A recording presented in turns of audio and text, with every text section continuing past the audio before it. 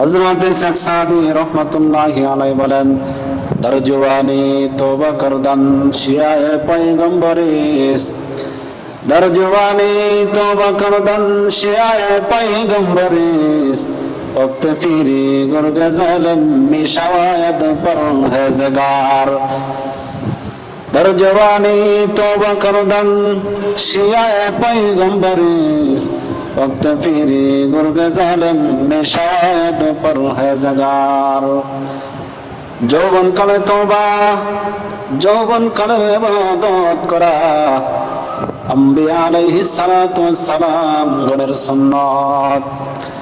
যে ব্যক্তি যৌবন কালে ইবাদত করে তার খাসলত নবীদের খাসলতের মতো হয়ে যায়।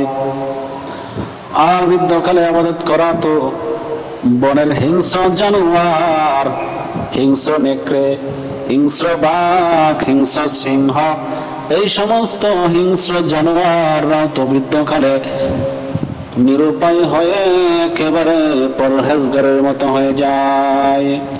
এজন্য আসেন যৌবনকালে আমরা ইবাদত বন্দেগী করি।